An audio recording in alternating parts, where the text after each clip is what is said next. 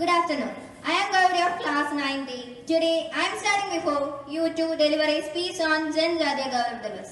Janjatiya Gaurav Divas is celebrated on 15 November. Government of India has declared 15 November as Janjatiya Gaurav Divas, dedicated to brave tribal freedom fighters. The declaration was done during 2021. India's freedom struggle was strengthened by several movements by tribal communities such as Sandas, Tamaras, Kols, Bills, Karsis, and Misos, to name a few. The revolutionary movements by tribal communities were marked by their immense courage and supreme sacrifice. Tribal movements in different regions of the country against British colonial rule linked with the national freedom struggle and inspired Indians all over the country. However, the public at large is not much aware about these tribal heroes. To make the coming generation about their sacrifices to the country, government has declared 15 November as Janjatiya Gaurav Divas. The date is the birth anniversary of Shri Munda, who is revered as Bhagavan by tribal communities across the country.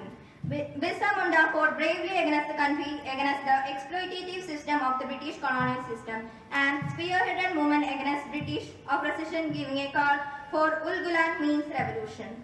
The declaration acknowledged the glorious history and cultural heritage of tribal communities. The day will be celebrated every year and would recognize the efforts of the tribals for preservation of cultural heritage and promotion of Indian values of valor, hospitality and national pride. Shri Munda was born on 15 November 1875 in Ulhad village of a present-day Jharkhand. Birsa spent his childhood in abject poverty in a tribal Munda family. This was time when exploitative British started penetrating into the deep jungles of central and eastern India, disrupting the tribes who had been living in harmony with nature and natural resources. The Britishers introduced a feudal zamindari system in Chota Nagpur region, destroying tribal Gangati agrarian system. The Raj brought in the outsiders, moneylenders and contractors as well as feudal landlords, which aided the British in exploitation of tribals. It all culminated in Birsa Munda taking up the cause of Adivasis. He worked for refining and reforming the religious practices, discouraged many superstitious rites, brought in new tenets, new prayers, reformed many habits and worked for restoring and reviving the tribal pride. Birsa impressed upon the Adivasis about Sir Mer Firun Raja Jai, or victory to the ancestral king, thus invoking sovereignty of the tribals, ancestral autonomous control over the land. Birsa became a mass leader and began to be considered as a Bhagavan and Dardi Abba by his followers.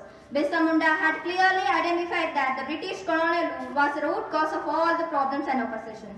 It was amply clear to him that Abba Raja Seda Jana, Maharani Raja Tundu Jana, meaning let the kingdom of the king be ended and our kingdom be established.